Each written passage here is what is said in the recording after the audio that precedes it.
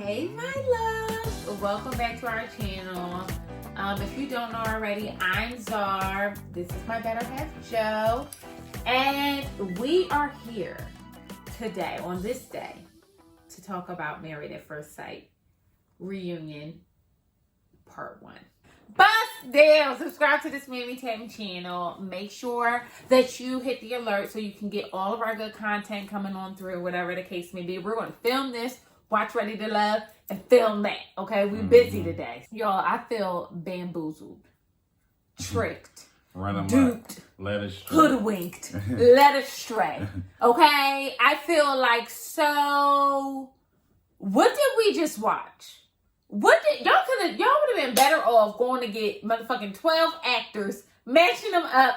We would have got the same. Like, I just feel like this season was a fail. I mean, I think a fail. Out of how many couples is it total? It's 5, and they all 5 failed. Out of 5 couples, y'all had one stay together, and even the ones that stayed together, in reality, is really not even really together. Like, and high key, Mirla's trying to break them up.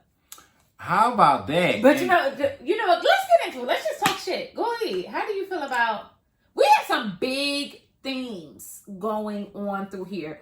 These motherfuckers are liars, okay? Yeah, they are. And this is why it's so much fun to watch stuff like this.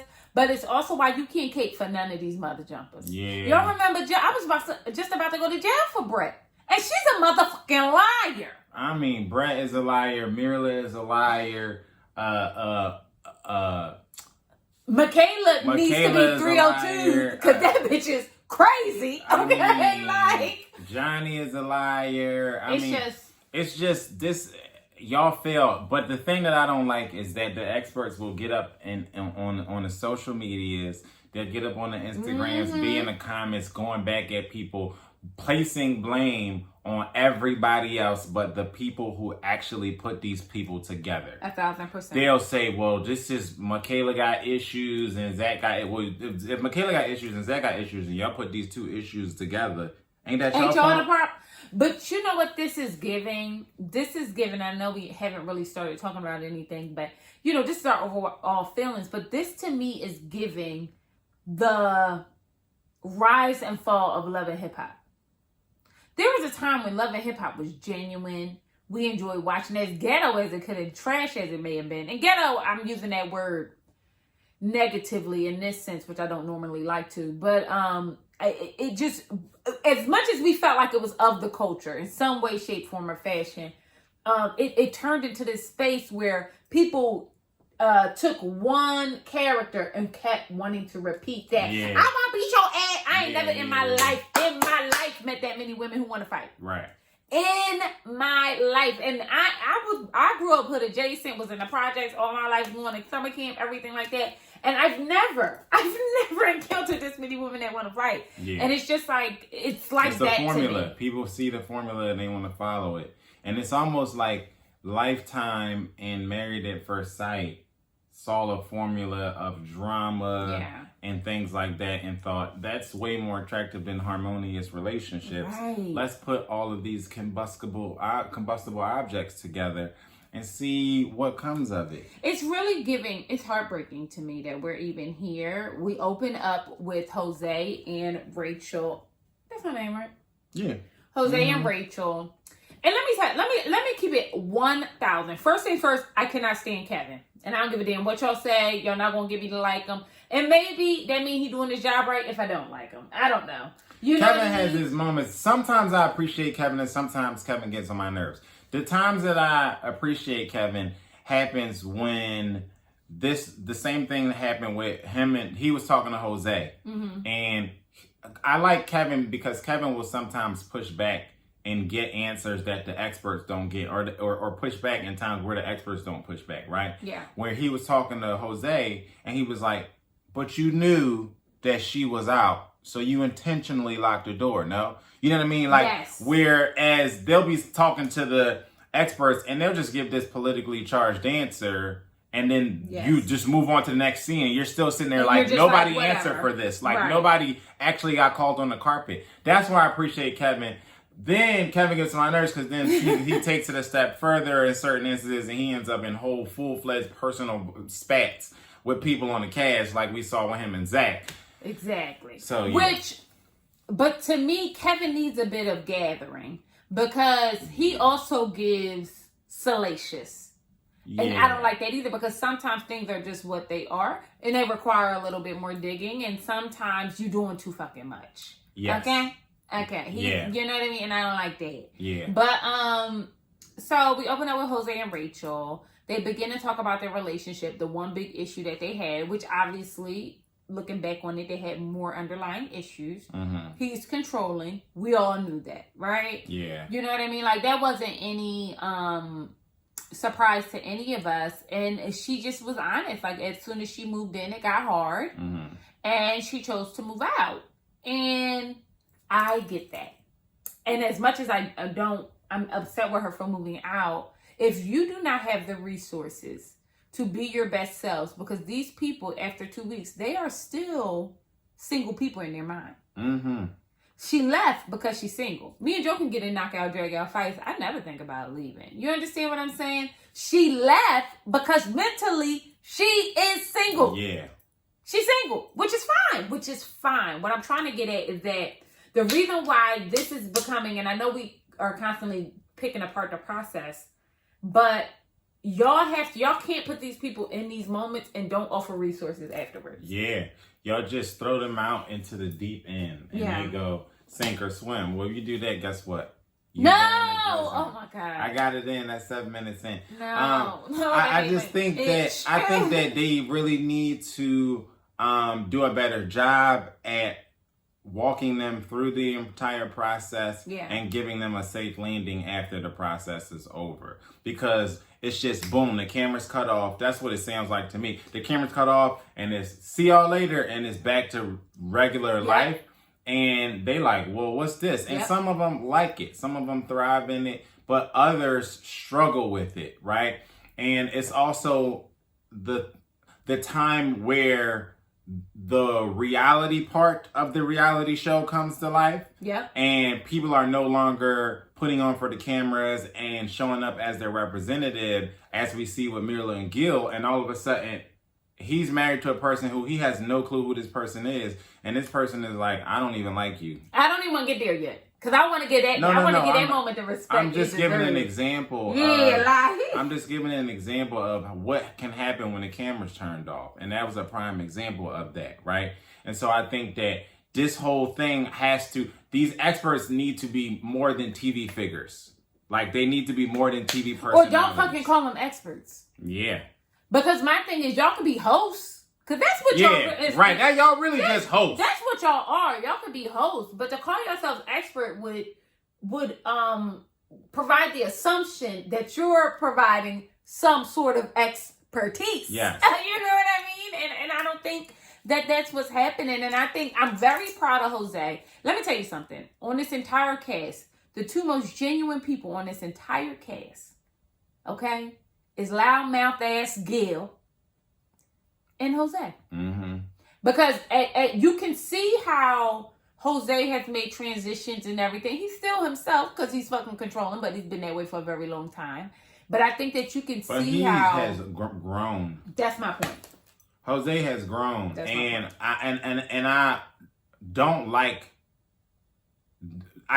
what happened with him and Rachel. I thought it was fucked up. I thought her leaving was fucked up, and I thought that their marriage is only falling apart because of Rachel. Because I think that Jose is in it. I think Jose has shown us that he's in it to win it for the couple.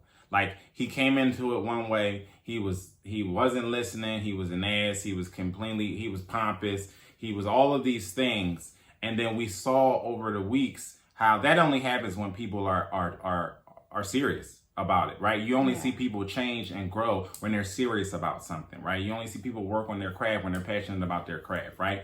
And so we've seen it, Jose, happen. So that tells me nothing that Jose and Rachel could have went through where Rachel would come back and Jose wouldn't be like, I'm down to work on it. The camera's turned off. Rachel's representative left, and now she went back to being flighty single Rachel that she was before the cameras was on. Because everybody's a different person when these cameras are on. Yeah. Everybody's a different person, and then when Kevin is asking, so what's been going on? Everybody get quiet. They start looking around. Because now we got to talk about the person that we was hiding from the cameras now. Right. So I think that I don't like this. I think we're finding out who people are, they're truly themselves off camera. And I think that we're finding out who the true people are. I feel like you're right. And I'm going to say why. Now, I don't want y'all to be groaning back there because we do want to hold Jose accountable for what he needs to be held accountable for, right? However, big however, y'all had an argument because you got too much stuff. If this is what you're saying the argument is about, right? And I'm not saying that we don't all live a life where we have small arguments and they turn into big ones. We all have been there, right? But I do think that she does things, it's a race to the bottom with them. Yes. That's where I was going. It's a race to the bottom. And I think that she does things to get a reaction out of him, because I do think that the leaving, it escalated to leaving because she wasn't getting a reaction out of him that she wanted at first. Right. Do that make sense? Yes, it does make sense because Jose is in a different place. So you're not going to get the same reaction because now he's a married man and he's operating as a married man. It's the only reason why he's been changing his ways like that. And why he even called you afterwards and was like, listen, let me... And tried to get you to come out. That's how you know somebody really rocking with you, though. Because, like... With the cameras off. He did that with the cameras off. So he's invested. Yes. And I honestly think that she is invested. I just think that her natural inclination is to go back to her single self. You know what I mean? But that's why counseling is important. Like, we don't realize, like, and this is what I was telling Joe. I know I suffer from anxiety. Like, it could be real severe at times. But I know exactly when it's about to happen. So if him and I are about to move, right before we got married, we had a big blow up fight. I think we had one right before we moved. We might be better now. It might not have been that big this time around. But he knows now. Like, now he's like real conscious of like, I might just be anxious in the moment. And this is why we're having large arguments, right? Because usually we don't. And I think that that's sometimes, I think that they're going to experience that every time they have a transition. Every time they had the big fight when they just got home from the honeymoon and y'all had this blow up fight because she called you another man's name, which wasn't that, in the spectrum of life, there was a Johnny on the cast, so it wasn't that deep. But it was just something that's a transition, right? I don't really fucking know you like that. I don't know how we vibing kind of thing. Like, I don't know. You know what I mean? So we'll have a fight here. Then the cameras have gone away. So we have to transition again. Okay? We really getting to know each other now. And then we're going to argue because it's nobody, no buffers, no nothing. I think that that's natural, though. I think so long as he ain't bust her upside her head, call her out her name, arguing is par for the course. The idea that these people think that they're going to be with somebody for the rest of their life and y'all not have, not knockout, drag out fights, but arguments, disagreements, you know what I mean? And be disappointed. But like, life is about accepting disappointment more than it is about anything else. You have to be able to battle that first because you're going to go through that so much. You know what I mean? And it's going to be the closest motherfuckers to you that disappoint you. And it's like, and not that you should be like in a negative way, but in a way that provides you with strength, poise. You know what I mean? The ability to problem solve is to know that, like, okay, maybe it did go this way, but we can bounce back or whatever the case may be. And I think that she still got a little hope on her spirit. If somebody saw her on TV, thought she was cute, and he hit her line. And that's the story I'm sticking with because all these motherfuckers is lying. And I don't give a damn what nobody say. I don't believe that TV Rachel is real. I sit and I watch them and you can get the vibe from where certain people are. Yes. And I got the same way that I sat and watched Gil and Mirla, and I was very convinced in that moment that Mirla is a psychopath. She needs to be diagnosed with Mirla is a Gemini, which is very close to being a psychopath. split personality disorder or something, because in that moment you could tell that Mirla was not at all emotionally affected by Gil, and she was not at all emotionally attached to Gil. But I wanna get at the respect it deserves. I wanna give it the respect. Wait, I'm giving an example. I'm saying that the way that I saw that and was convinced that that's how she felt is the way that I watched Jose and Rachel and felt like Rachel is putting on for the cameras. Rachel is telling him, yeah, maybe we can go out with me. And I felt like the vibe that I was getting from Rachel was, she's fake. She's faking right now. She only even agreed to go out with you because the reunion was coming up. So she could save face on camera. And I also feel like when these cameras go off, she's gonna do the same thing. She's gonna be dodging you for whatever this little lunch dinner date that you guys have, because her representative was all in for the show, and the minute y'all got into something off camera, she bounced and seemed cool about it to me. Like, she didn't even seem like, oh, maybe it was like, it was just weird. Like, I don't believe it. I don't believe this on camera iteration of Rachel at all. Okay, well, let's move on to another group of liars. Brett and Ryan, the most lying and ass people on this team. Okay, I don't know who these people are. I cannot believe we sat here and watched 15 motherfucking episodes and we don't know who these people are. We don't. We really don't. We have no idea. And I want to be clear. I don't feel sorry for Ryan because he deserved every bit of what Brett gave him. I do not feel sorry for him. However, I hate when people make it hard for you to defend them. Yeah. That shit pisses me off. And that's all Brett did, sitting there looking all stupid. Brett? Oh no, that's not what happened. I gave him my number and it didn't start until... it was very clear she was lying. It was very clear to tell lies. Waking up to tell lies. All I need y'all to do, though, this is what we need y'all to do. Do some digging and find out who this person is, because I need to know if he looked like Joe or if he looked like Ryan. Right. I need to know. It was very clear to me that she was lying, and it made it so... And I don't care. Oh, y'all, I've been cursing a lot, and I really apologize, but this is how this made me feel. They were intimate, and it's not up for debate. It made it clear that she was lying, and it was so uncomfortable to watch because of the fact that you had somebody who was, as we know, was in her corner. Brett's sister was Ryan's sister, was Team Brett. Ryan's sister was the only person on the whole damn show telling the truth is Ryan's sister. And so when they went to Ryan's sister and Kevin said, did you feel like this was a full-blown relationship? And she was like, yes. Like, she was like, I saw the messages or whatever, like it was a full-blown relationship. And then Brett was sitting there like doing the Simpson character going back into the bushes meme, and it was just very awkward. Like, you're lying on TV, and we all see it. But this is the difference, and I don't know if this is gaslighting, and maybe I've honed this over time or whatever like that. Brett did it wrong.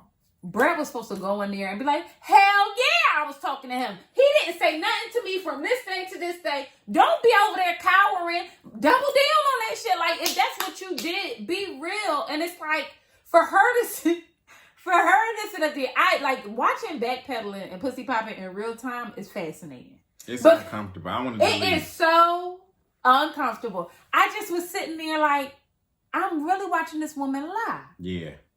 It was awkward. Like, to our face. It was awkward. Like, she is lying. You know what I mean? And I wonder how many times they did that take.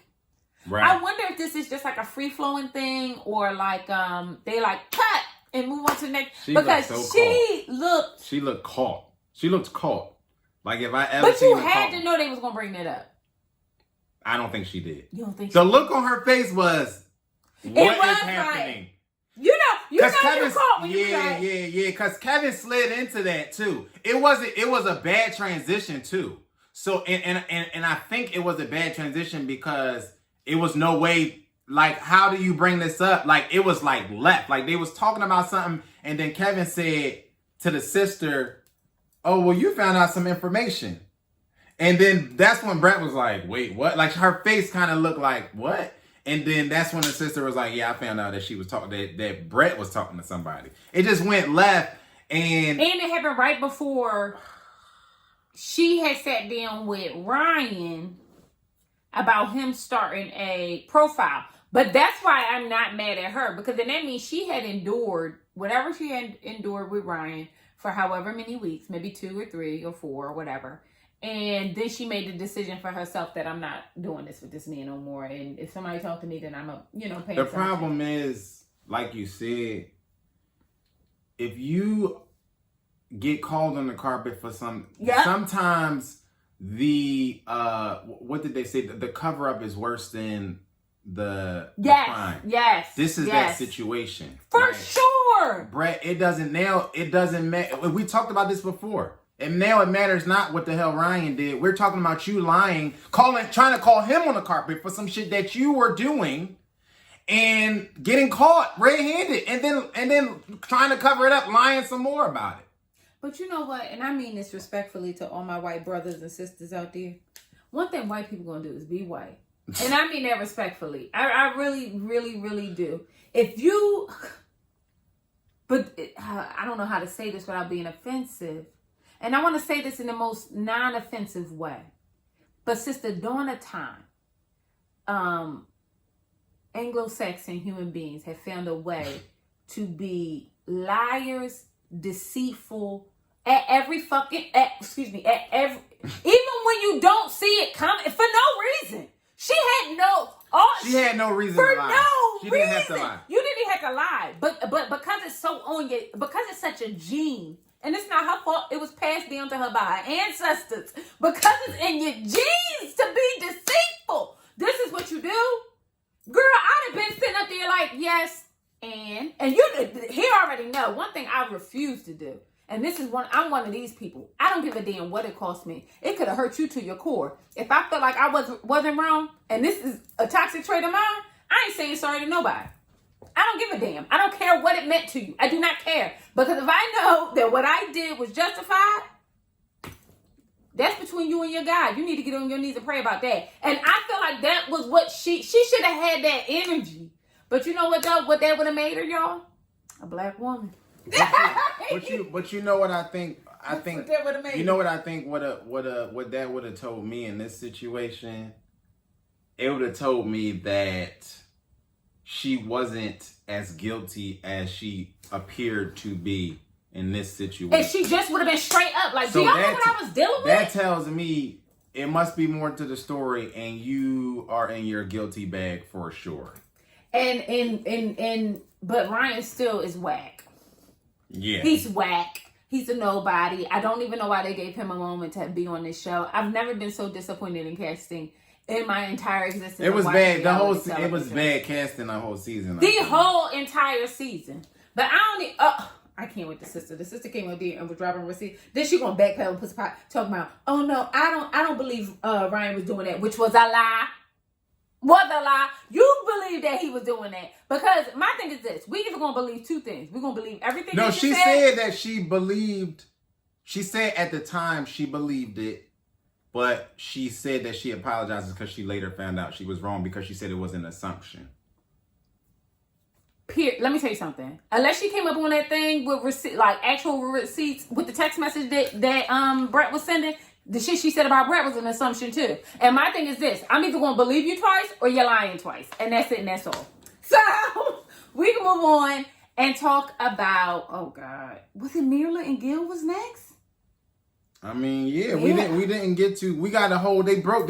First of all, they had to break this thing up into 2 parts because they spent an entire hour on the one argument that Jose and Rachel had, which is so tired and played. We've been talking about this one argument for 15 weeks, and they talked about that for 30 minutes, and only that they wasn't together for 10. Yeah, so which was weird. We still haven't gotten to Johnny and Bob, and we had way more questions for Brett and Ryan.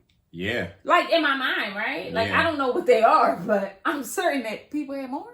Yeah. Because the whole thing is very mysterious now. Like, when did you start this mysterious relationship with this friend that then you were dating and then you're not? It's like all of this. Like, we needed to get more into that.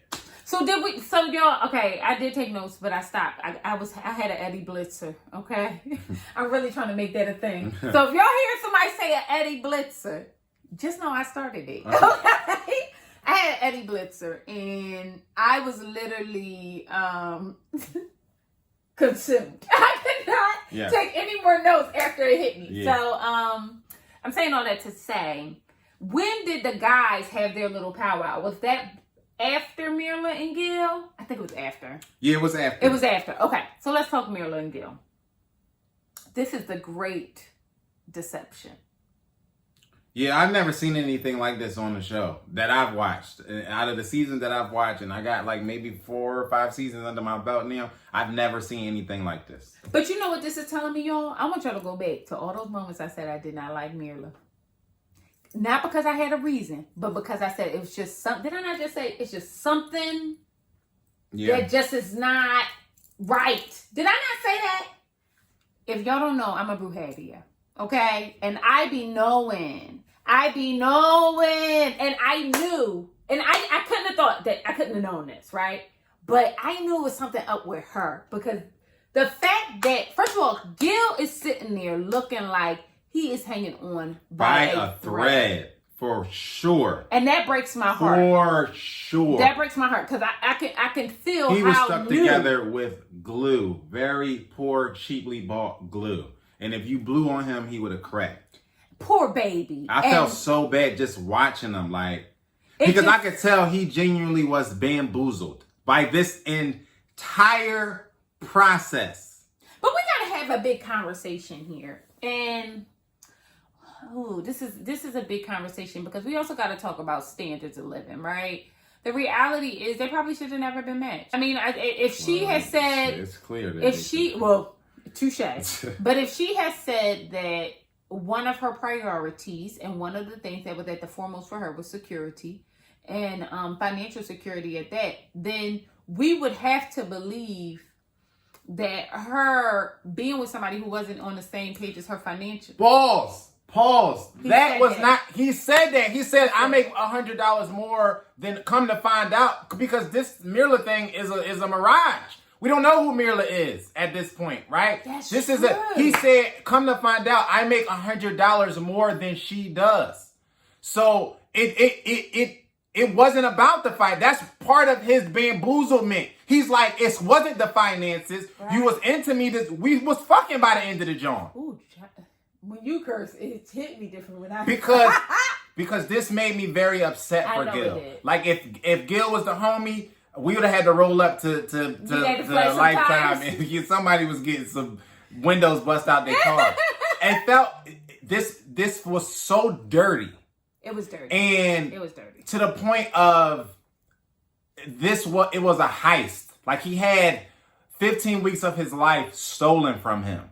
Like this was foul. But it gets fouler, if that's a word. What made it most foul to me is that you carried on this persona until after he sold every last article of his things, moved out of his home. You knew you wasn't feeling him. You know what I mean? So you watched this man sell his life away. And then 17 days after y'all moving with each other, you say, I don't want to do this no more. That is heartbreaking. And my contention is, guess what she was waiting for? The cameras to cut off. Because these people are hip to how people are reacting to them in the social media realm, in the viewership realm, and they are letting the reaction of the consumers dictate their behavior. So when the cameras are on, I'm not going to be real Mirla. I'm not going to be real Rachel. I'm not going to be real Mirla is. Who knows? But I know we don't know. So when the cameras are on, these people are putting on, and the cameras go off, and then we hear stuff, and we like, they did what? Yeah. He said she just woke up and walked in the room and was like, I'm moving out because I'm not into you. She would have never did that when the cameras was rolling. I mean, she had ample opportunity. You didn't want to kiss them. You didn't want to do this. It was really one of the most fascinating things I've watched in a while, guys. It was scary. Because I consider myself a relatively good reader of humans. You know what I mean?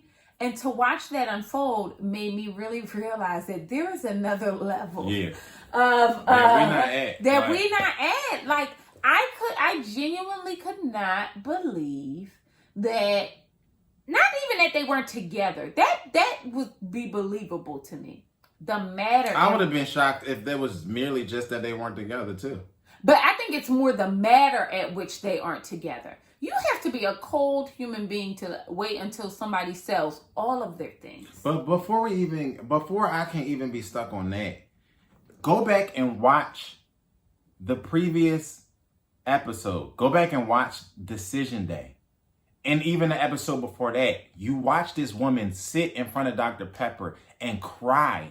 She was 2 tears about how happy she was that she was paired with Gil. That's the scary part. But that's the American Psycho part. Yeah. Because you're like, you're beyond an actor. You believe this. Like, you are putting this is another personality. Then you watch the indifference that she had sitting next to him, and he's at the point of tears. You can feel it through the camera. Like, and that's psychopath. He still don't know why, you know what I mean? And I think, like, genuinely know why. And I think that, but even for Kevin to say, but this is why I don't like Kevin, because I thought it was unnecessary for him to say, she don't want you. Like, I'm looking at this woman and she don't want you. See what I mean? The difference between salacious and just trying to get to something. That wasn't something, you could visibly see that man was fucked up by that.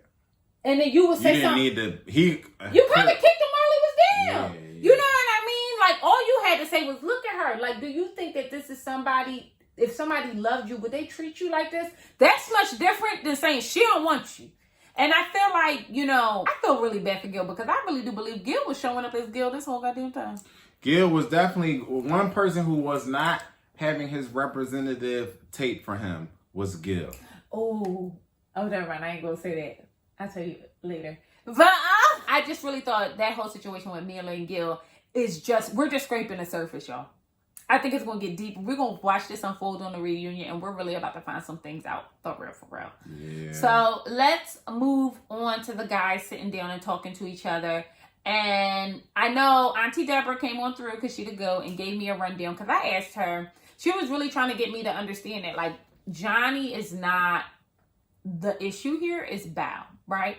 And I do see, she gave me a whole litany of reasons why, and I actually do see why Bao may have been the issue, like not showing up as her pure self. But the more I watch Johnny with these guys, the more I understand that it is Johnny, okay? And let me tell you why. We sit up and they talk about, like, well, are y'all cool? That was a loaded question. You know what they told me? We ain't cool. Like, you know what I mean? Yeah. Like, why would you ask somebody that? Yeah, right. Unless you knew something, right. You picking up what I'm putting down? Yeah. So then they start talking about Johnny being close to Rachel and Mirla, right? So he like, yeah, I used to come to Jose and try, mind you, his shit falling apart. Right? Like, you know what I mean? Your shit is completely falling apart, but you're going to come over to him and tell him how to keep his woman or what he need to be doing and this and that. He was like, oh, well, when they were arguing, I was trying to tell him, like, you can't get complacent and da-da-da-da. And I'm thinking, I do believe steel sharpens steel, but I was trying to think of a scenario where a bitch could sit up in my face and tell me about my husband. Right. Ever. Like, could you imagine? No. That's it. That's the answer. I could not. I mean, we would be at blows. It would be. I mean. His mama can't tell me about him. Yeah. And I mean that respectfully. We like, it's just nothing you can say. I didn't like when it was happening earlier in the season when they had the Family and Friends episode and the guy was taking people outside and telling them, well, this is how Mirla is, da-da-da-da-da, whatever. You know what I mean? Like, that's just never, ever the vibe to me for anybody. So, no. Y'all are weird. And even you can tell that something was stewing between him and Gil. Johnny and Gil. Yeah. Johnny Gil. And okay. How did we get to Johnny? So the moral of the story is Johnny Gil is really Johnny Gil. I think they were trying to show us a window into whatever drama that's coming in part 2 between Johnny and Gil. You could feel it stewing though. Yeah. Like you can absolutely feel it stewing. And it really is I hope he beat his ass. I don't even have no reason. I'm gonna be honest. I don't know where that came from. It was just on my spirit. And y'all was out here spreading rumors about Bow and Zach. Lo and behold, Johnny is the one out here. We still got one more episode, We don't but know. I think you're right. But y'all was sniffing. Y'all was barking up the wrong tree. The wrong tree. Wrong. Right under the noses. Right Some under other noses. stuff was going on between Johnny and Rachel or whoever. All right, let's end this out with. I don't even want to end this with these mother jumpers. Well, it is what it is. They on the show. And I'm just so agitated by them. I am ready to be done with Zach and Hurricane K, but the show is not. They're gonna put them in part 1 and part 2. It's like not part 1. Yeah, like, where would they go? No, like nobody else is gonna have this get their thing broken up into both parts. It's just tiring, and I'm tired of seeing Michaela act out on camera. I'm exhausted. It is getting very old. Old. Them dragging a sister out to assist in this circus is also getting old. Why do we keep having to see her? She is not a part of the cast, y'all. It wasn't even a good tertiary character At all. She gave nothing. Nothing. No and good advice. Shade to No her. nothing. You're precisely correct. No shade to her. Like, by all means, sis, God bless. But what I'm getting at is that you gave nothing the entire time. Why are you here? No. And then for you to sit up there in front of the cameras talking to Kevin and have all of these things. Now you got all of this all the wisdom. Legitimate. You got all the wisdom and legitimate thought on that you never said to Michaela. You never called me. I've never once seen her call Michaela out on the carpet for anything that she's ever done. So then for her to sit there and say, well, I think, Michaela does this and Zach does that. Like they just, what she said was they want to be right more than they want to be married. And that is something that's probably I feel like if there was a book about marriage, that would probably be the second commandment. That would be the title of the book. Yeah. My issue is, when did you ever talk like this to Michaela? Well, what's very clear is that Michaela does not operate based on accountability. And that's primarily because there was nobody there to hold her accountable. And I would go a step further, and this is not to say anything disparaging about her father, but I think that a large part of the grief that she may be experiencing is because she was in a womb of acceptance. Mm-hmm. You know what I mean? Right, wrong, or indifferent. Yeah. You want to throw a temper tantrum? It's okay. It's okay. You know what I mean? They deserved it. Whatever. And they thought it was cute. Zach said it. He said, you said it that you did this mess. Period. Your family said that you did it. And then y'all keyed about it like it was cute. And he walked into this woman's life and was terrorized. It wasn't funny to him. It wasn't funny at all. It might have ruined him and maybe scarred him a little bit for life. So the idea that this whole thing was given a nickname, Hurricane K, it persisted so long that it was a running joke to y'all and your whole entire family. Yeah. And then for you to sit up there in another thing with the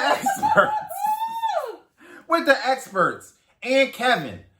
I'm so glad that Zach pushed back with this idea that I'm just supposed to put up with all of the fuck shit and the dramatic, Olympics that Michaela put Zach through. The manipulation, the dramatization, the violence on Lysol bottles, the abuse, like the pettiness, I mean, that it's Zach. Zach should have just put up with it because that's just marriage. No, fuck that. That was bullshit. And are you kidding me? I mean for real. And I will also have to say that if they weren't talking to a human being who looked like me, they wouldn't be saying these things.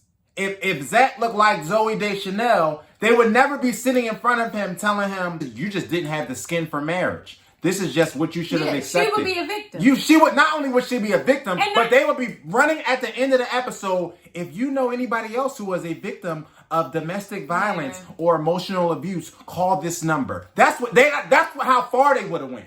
But that's what I think. The girl was destroying furniture. But that's what I think is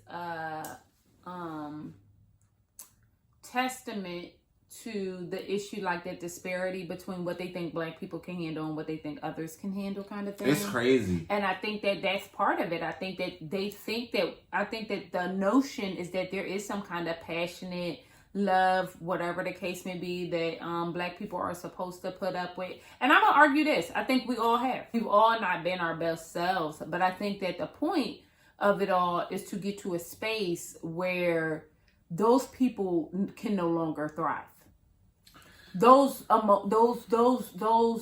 toxic behaviors can no longer thrive. They can no longer live in this space. And I think the issue herein lies that she likes those people. Those people are glorified, because if you're around people who love you, they let you know that they praise in public and reprimand in private. And they might let you act a fucking fool and do whatever, but they're gonna say that is not okay. You know Straight what I mean? up. And I don't care what nobody say, that is not okay. You don't know what she could have mistakenly did something, harmed him, but by mistake. I've seen it done. You know what I mean? And they changed the complete course of your life. And I think she's smarter than that. I think she has more to offer. But I do think she's suffering from some sort of trauma, or maybe not even trauma. Maybe she just genuinely needs to talk to somebody, because she is misunderstood in some way, shape, form, or fashion. But this young woman is highly manipulative. It's scary. And I think that one of the scarier things is the ability, and I don't like the word victim or anything like that, but I think the ability to not hear somebody else's grievance and make it yours is really a frustrating thing for me. If I say it's something wrong, and then you pick something out of what I say it wrong, and then make that the issue, your issue with me, I find that to be completely an issue. And I think Michaela does that at every turn. Exactly. She does that at every turn. And my issue is that when you have these moments, we're all imperfect people, right? So we go through these moments of us not being our best selves, us doing, negative things, right? But it doesn't have to be our personality. Like we were listening to the radio the other day, and it was a sports related topic, but the guy said saying somebody did something selfish is different from calling them a selfish person, right? We've all had selfish moments, right? Act is selfish. Right. Like this act is a negative act, but you are not necessarily a negative person. Exactly. Right? You're having that moment, right? And I feel like you should be able to have those moments, sit in front of a professional, and they say, you know what, that was a toxic moment. That was a selfish moment, right? But if you want to, it seems like with Michaela, that doesn't even happen in front of the quote unquote experts. They sit there and they go, well, you do know that like her dad, da da da da da. I couldn't even believe they did that. It's unbelievable. And then they flip it and then they put it on Zach as to, well, this is something that you should have just had the stomach for. It's crazy. And no, you shouldn't. It's crazy. No, you shouldn't. I think this is probably hella transparent. Joe and I went through a lot when I first moved to LA and everything like that. And I think it required a lot of patience on both our parts. You know what I mean? Like a lot of patience. But having been in similar situations, I would never tell anybody to do anything that I did. You know what I mean? Like, because I don't think people should have to go through certain things, and vice versa. Like, you know what I mean? Yeah, you learn from your mistakes, and then you pass like, it on to other people. Yeah. You should not deal with this mess. You know what I mean? Despite what you think, if it's love or not love don't look like that. You know what I mean? And I think that you have to be real clear about that. And I feel, and I'm saying that because Joe and I were operating from a space of history. But had we met each other and had the same conflict, I don't know that we would have been together. And I think that's primarily because you can't give grace to a motherfucker you don't know. Right. You know what I mean? Right. Like, Dr. Pepper. You can't give grace to a motherfucker you don't know. Viviana talking to Zach, act like he's supposed to get terrorized by this person, and then go, but you know what? It's cool. It's cool. No, it's cool. not. It's not. Cool. And I think it's unrealistic to be like, well, you just got to put up with it. Like, no, I don't know this human being. Here I am thinking I'm getting a functioning, adult. Yeah. And then I get this woman who throws temper tantrums. And it's just completely over the smallest thing. Out of line. Zach was absolutely right when he said day one was a red flag with me when I had known the girl for 2 weeks and she snapped because I got up in the morning to walk my fucking dog. But you know what it is for me? Hurricanes come August through November. You acting a fool every other day. Yeah, straight So up. it's like, it ain't even a season. Like, you know what I mean? Like, it started out like that. Like he said, this is how we started. We started over a blow up that was over nothing.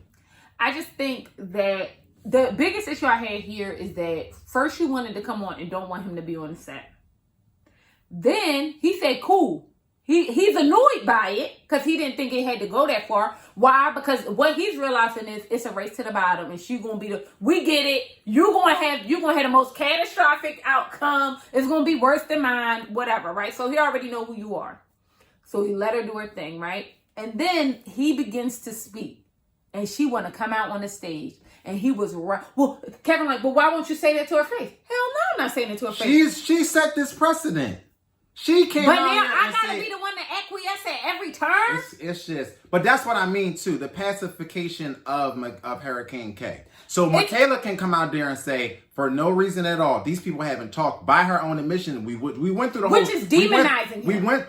We went through the whole social media thing. She came out in her stories and said that they haven't talked. Right. So this is 4 months after the show has ended, and we already have a window into Michaela against her NDA by all means, where she said her and Zach do not talk and have not spoken for months, right? So she comes out and sets the precedent of, I need to do this by myself because I don't want Zach in the room and I don't want to be interrupted by Zach and all this other stuff. Crazy. And then Zach says, let's keep the same energy. And then Kevin is saying, well, why won't you let her come out? This is why does everybody pacify all of the bullshit that Michaela wants to do? I don't understand it. It's so fascinating to me. It's so fascinating. And I think, one of the bigger things, and one of the things we need to talk about is, so they had spent, after decision day, she had went back to his house and was with him for a week or so after that until he decided, he done with this love fest. You got to get the fuck out. Okay? Now, I can see how that could be confusing for her. Well, first of all, I take everything that Michaela say with a grain of gasoline, okay? Because she has shown us that she's not to be trusted. You know what? So I don't even pour too much into that.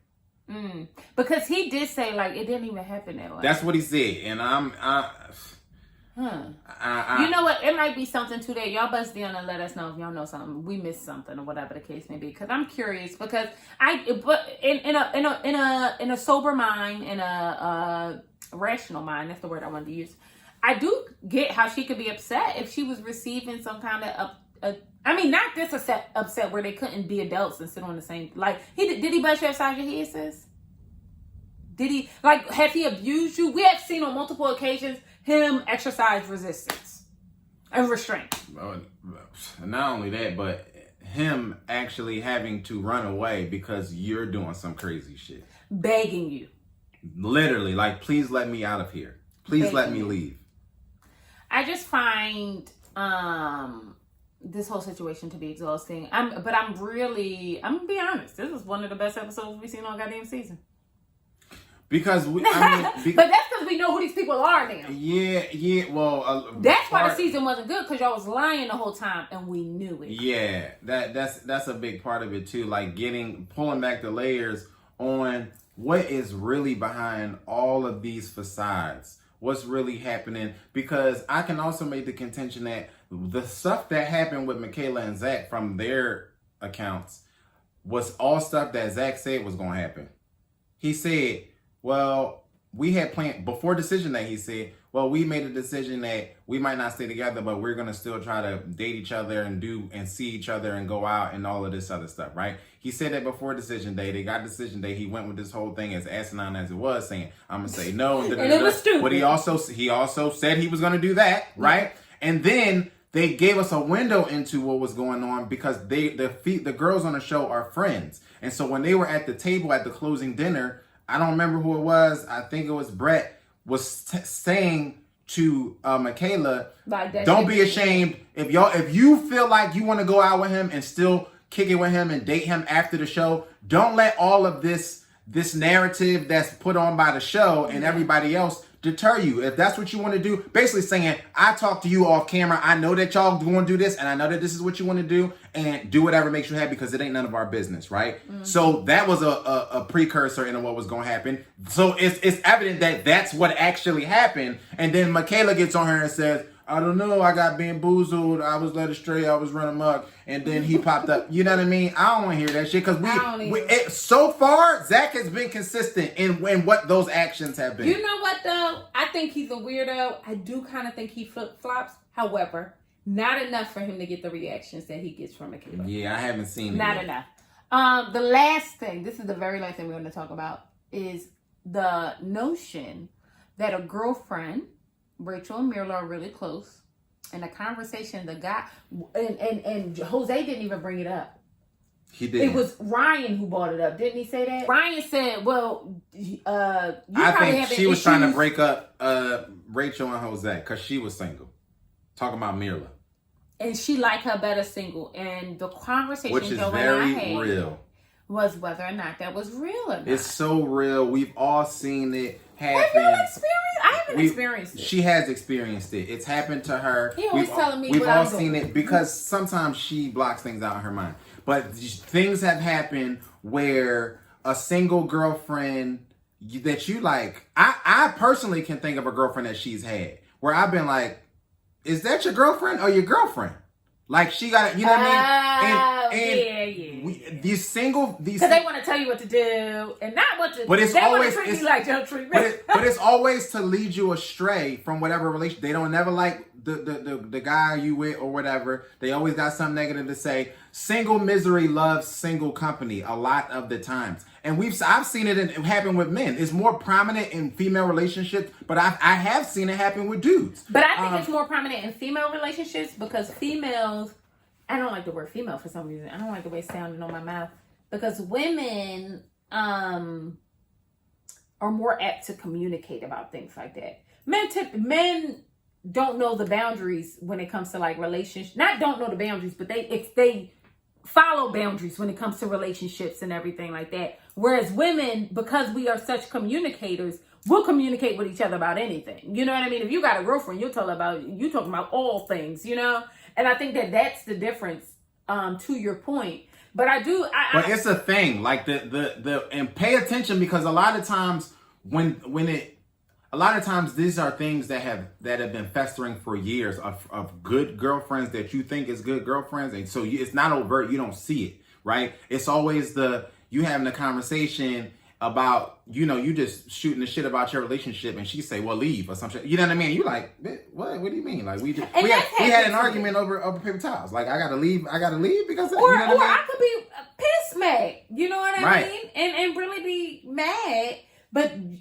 Well, then leave should not be the answer. It's a thing. It's a thing. So it's a thing. So when Ryan said that, I was like, "Yup, that's the thing." And then him placing Mirla in this framework of this situationship really made it real because we like this sound like some shady ass shit that Mirla would do. The new Mirla that we know. But also, I'm not taking nothing up off of Johnny.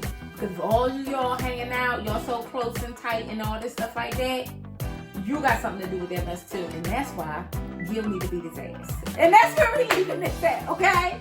Listen, bust down, subscribe to this channel, let us know what you thought.